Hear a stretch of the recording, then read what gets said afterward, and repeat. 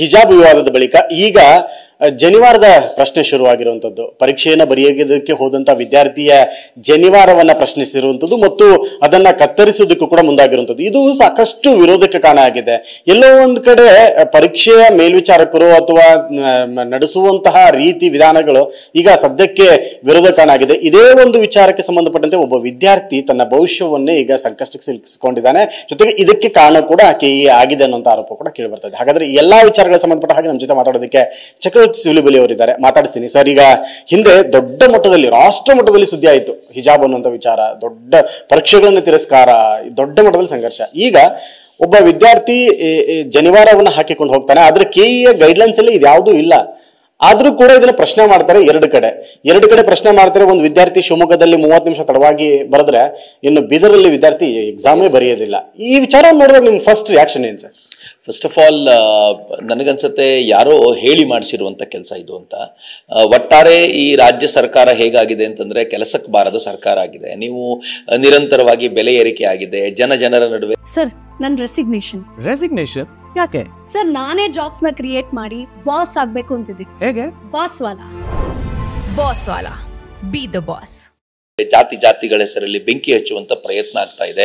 So ಜನರ ಮನಸ್ಸಿನಲ್ಲಿ ಏನು ಉದ್ವೇಗ ಎದ್ದಿದೆ, ಈಗ ಅದನ್ನು ಡೈವರ್ಟ್ ಮಾಡ್ಲಿಕ್ಕೆ ಒಂದು ಈಸಿ ಟಾರ್ಗೆಟ್ ಅವ್ರಿಗೆ ಬೇಕಾಗಿತ್ತು. ಮತ್ತೆ ನನ್ಗನ್ಸುತ್ತೆ ಬ್ರಾಹ್ಮಣರಿಗಿಂತ ಈಸಿ ಟಾರ್ಗೆಟ್ ಮತ್ತೊಂದಿಲ್ಲ ಅಂತ. ಅಲ್ಲಿರುವಂತ ಸಂಖ್ಯೆ ಅವರ ಅತ್ಯಂತ ಕಡಿಮೆ ಸಂಖ್ಯೆ ಮತ್ತು ಅವರಲ್ಲಿ ಒಗ್ಗಟ್ಟಿಲ್ಲದೆ ಇರೋದು, ಇದು ನೋಡಿ ತುಂಬಾ ಸ್ಪಷ್ಟವಾಗಿ ಸರ್ಕಾರ ಇವ್ರ ವಿರುದ್ಧ ಇವರನ್ನ ಮುಂದಿಟ್ಕೊಂಡು ದಾಳವಾಗಿಟ್ಕೊಂಡು ಏನ್ ಮಾಡ್ಬೇಕು ಅದನ್ನ ಮಾಡ್ಲಿಕ್ಕೆ ಅಂತ ಹೊರಟಿದೆ. ಇದು ಸರ್ಕಾರದ ವ್ಯವಸ್ಥಿತವಾಗಿದ್ದ ವಿರುದ್ಧ ಷಡ್ಯಂತ್ರ ಅಂತ ಅನ್ಸುತ್ತೆ. ಬಟ್ ಈ ಷಡ್ಯಂತ್ರದಲ್ಲಿ ಪಾಪ ಹುಡುಗನ ಜೀವನ ಬಲಿಯಾಯ್ತು. ಇನ್ನು ಕೆಲವು ಹುಡುಗರು ಮಾನಸಿಕವಾಗಿ ಅವರೇನು ತೊಳಲಾಟಕ್ಕೆ ಒಳಗಾಗಿರ್ತಾರಲ್ಲ, ನಮ್ ಜನಿವಾರವನ್ನು ತೆಗೆದು ಬಿಡ್ಬೇಕಾ, ಎಕ್ಸಾಮ್ ಬರಿಬೇಕಾ, ಎಕ್ಸಾಮ್ ಮುಖ್ಯವೋ ಜನಿವಾರ ಮುಖ್ಯವೋ, ನಾನು ಯಾವ ಜನಿವಾರದ ಕಾರಣಕ್ಕೋಸ್ಕರ ಈ ರೀತಿ ಇವತ್ತು ದ್ವಿಜ ಅಂತ ಅನಿಸ್ಕೊಳ್ತೀನೋ ಅದು ಮುಖ್ಯವೋ ಏನೋ, ಈ ತರ ಗೊಂದಲಗಳನ್ನು ಸಿಕ್ಕಾಕೊಂಡು ಎಕ್ಸಾಮ್ ಬರೆಯುವಾಗೂ ಆಗಿರ್ಬೋದಾಗಿರುವಂತ ಮಾನಸಿಕವಾಗಿರುವಂತ ತುಮುಲುಗಳ ಕುರಿತಂತೆ ಯಾರು ಉತ್ತರ ಕೊಡೋರು ದೊಡ್ಡ ಪ್ರಶ್ನೆ ಅಂತ ಅನ್ಸುತ್ತೆ. ಹಿಜಾಬ್ನ ಕುರಿತಂತೆ ನಡೆದಾಗ ಹೇಗೆ ಎಲ್ಲ ಎಕೋಸಿಸ್ಟಮ್ ಒಂದಾಗಿ ಗಲಾಟೆ ಮಾಡಿತ್ತು, ಇವತ್ತು ಯಾರು ಮಾತನಾಡೋರಿಲ್ಲ. ಇನ್ಫ್ಯಾಕ್ಟ್ ಹಿಜಾಬ್ ಅನ್ನ ಬ್ಯಾನ್ ಮಾಡೋದಕ್ಕೆ ಒಂದು ರೀಸನ್ ಆದ್ರೂ ಇದೆ. ಕೊನೆ ಪಕ್ಷ ಒಂದು ಇನ್ಫ್ಯಾಕ್ಟ್ ನೀವು ಗೈಡ್ ಲೈನ್ಸ್ ಅಲ್ಲಿ ಇದೆ, ಬಟ್ಟೆ ಹಾಕೊಳ್ಳುವಾಗ ಮುಚ್ಚುವಂತ ಬಟ್ಟೆ ಹಾಕೊಳ್ಬಾರ್ದು, ಫುಲ್ ತೋಳಿಂದ ಹಾಕೊಳ್ಬಾರ್ದು. ಹಿಜಾಬ್ ಅಂತಂದ್ರೆ ಅಥವಾ ನೀವು ಬುರ್ಕಾ ಅಂತಂದ್ರೆ ಫುಲ್ ತೋಳಿನ ಬಟ್ಟೆಗಳು, ಅದನ್ನ ತೆಗಿಬಾರ್ದು, ಹಿಜಾಬ್ಗೆ ಅವಕಾಶ ಕೊಡಬೇಕು ಅಂತಾರೆ. ಆ ಬಟ್ಟೆಯ ಸಂಧಿಯಲ್ಲಿ ನೀವು ಚೀಟಿ ಇಟ್ಕೊಂಡ್ರೆ ಗೊತ್ತಾಗೋದಿಲ್ಲ.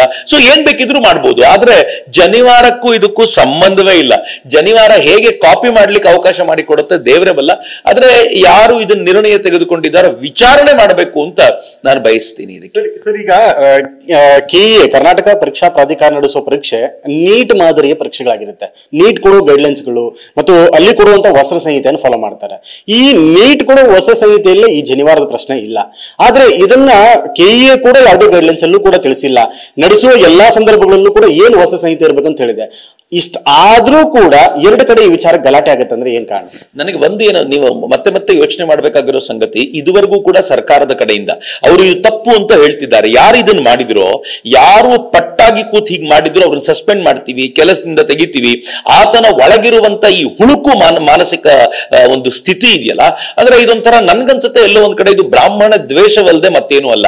ನೀನ್ ಕಟ್ ಮಾಡಿ ಬಿಸಾಕೊಂಡ್ರೆ ಕೊನೆ ಪಕ್ಷ ನೀನ್ ಅದನ್ನ ಕಟ್ ಮಾಡ್ಬೇಕಾದಾಗ್ಲಾದ್ರೂ ಇದು ನಾಳೆ ಗಲಾಟೆ ಆಗ್ಬೋದು, ಬ್ಯಾಕ್ ಫೈರ್ ಆಗ್ಬೋದು ಅನ್ನೋದನ್ನ ಯೋಚನೆ ಮಾಡದೆ ಮಾಡ್ತಿದ್ದಾರೆ ಅಂತಂದ್ರೆ ಒಂದು ಜಾತಿಯ ವಿರುದ್ಧ ಇರುವಂತ ಒಂದು ಏನು ಕೆಟ್ಟ ದ್ವೇಷ ಏನು ಅವ್ರ ಮನಸ್ಸಿನಲ್ಲಿದೆ ಅದರ ಕಾರಣಕ್ಕಾಗಿದೆ ಅಂತ ನನ್ಗನ್ಸುತ್ತೆ. ನಂಗೆಲ್ಲೋ ಒಂದ್ ಕಡೆ ಅನ್ಸುತ್ತೆ ಅವ್ರ ಬಗ್ಗೆ ಎಲ್ಲೂ ಚರ್ಚೆಯೇ ನಡೀತಾ ಇಲ್ಲ. ಇದು ಆಶ್ಚರ್ಯದ ಸಂಗತಿ. ಇನ್ಫ್ಯಾಕ್ಟ್ ಮಾತನಾಡ್ತಾ ಇರುವಂತ ಬಿಜೆಪಿ ಪರವಾಗಿರುವಂತವ್ರು ಕೆಲವರು ಮಾತುಗಳನ್ನು ಕೇಳ್ತಿದ್ದೆ.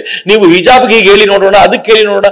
ಯಾಕೆ ಹೇಳಬೇಕು ಹಿಜಾಬ್ಗೆ, ಬುರ್ಕಾಕ್ ಯಾಕೆ ಹೇಳಬೇಕು? ಅವ್ರು ಹೇಳಿದ್ರೆ ನಿಮ್ ಕೆನ್ನೆಗೆ ಬಾರಿಸ್ತಾರೆ, ಅದಕ್ಕೋಸ್ಕರ ನಿಮ್ಗೆ ಹೇಳಲಿಕ್ಕಾಗಲ್ಲ. ನೀವ್ ಏನ್ ಮಾಡ್ತೀರಾ ಅನ್ನೋದು ಬಹಳ ದೊಡ್ಡ ಪ್ರಶ್ನೆ ಅಂತ. ಹೀಗ್ ಮಾಡಿದಾಗ ಇವತ್ತು ಭಾರತದಲ್ಲಾಗ್ಲಿ ಕರ್ನಾಟಕದಲ್ಲಾಗ್ಲಿ ದೊಡ್ಡ ಮಟ್ಟದ ಶಕ್ತಿ ಇರೋದು ಯಾವುದಕ್ಕೆ ಅಂದ್ರೆ ಸ್ಟ್ರೀಟ್ ಪವರ್ಗೆ ಮಾತ್ರ. ನೀವು ಬಂಗಾಳದಲ್ಲಿ ನೋಡ್ತಾ ಇದ್ದೀರಾ, ವರ್ಕ್ ಫ್ಯಾಕ್ಟ್ ಏನ್ ಲಾಗು ಆಗಿದೆ ಅದನ್ನ ಸ್ಟ್ರೀಟ್ ಪವರ್ ಮೂಲಕ ಉಲ್ಟಾ ಮಾಡೋ ಪ್ರಯತ್ನ ಮಾಡ್ತಿದ್ದಾರೆ. ಕರ್ನಾಟಕದಲ್ಲಿ ಒಬ್ಬರಾದ್ರೂ ಕಾಂಗ್ರೆಸ್ನವರು ಇದ್ರ ಕುರಿತಂತೆ ಮಾತಾಡಿದ್ರೆ ಕೇಳಿದ್ರೆ ಬಾಯಿ ಮುಚ್ಕೊಂಡು ಕೂತಿದ್ದಾರೆ. ಫೆವಿಕಾಲ್ ನ ನುಂಗ್ಬಿಟ್ರು ಎರಡು ತುಟಿ ಮುಚ್ಕೊಂಡು ಕೂತ್ ಬಿಟ್ಟಿದ್ದಾರೆ. ಅಂದ್ರೆ ಸ್ಟ್ರೀಟ್ ಪವರ್ಗೆ ಸರ್ಕಾರ ಹೆದರುತ್ತೆ ಅಂತ ಆದಾಗ ಅದನ್ನ ಮುಸಲ್ಮಾನರು ಸ್ಟ್ರೀಟ್ ಪವರ್ ತೋರಿಸ್ತಾರೆ. ಬುರ್ಕಾದ ವಿಚಾರ ಬಂದಾಗ ಎಂತ ಸ್ಟ್ರೀಟ್ ಪವರ್ ಇತ್ತು ಅವ್ರದ್ದು. ಬೀದಿಗೆ ಇಲ್ಲಿ ಬಂದ್ರು, ಅವರು ದೇಶದ ಎಲ್ಲ ಕಡೆಗಳಲ್ಲೂ ಬೀದಿಗಿಳಿದ್ರು, ನಾವು ಎಲೆಕ್ಷನ್ಗಳಲ್ಲಿ ಇದನ್ನು ಬಳಸ್ತೀವಿ ಅಂತ ಹೇಳೋ ಮಟ್ಟಿಗೆ ಕೂಗಾಡಿದ್ರು ಅಂತಂದ್ರೆ ಎಲ್ಲ ಒಂದ್ ಕಡೆ ಇವತ್ತು ಹಿಂದೂ ಸಮಾಜವಾಗಿ ನಾವು ಈ ಸ್ಟ್ರೀಟ್ ಪವರ್ ನ ತೋರಿಸ್ಲಿಕ್ಕೆ ಸೋತಿದೀವಿ ಅಂತ ನನಗನ್ಸುತ್ತೆ.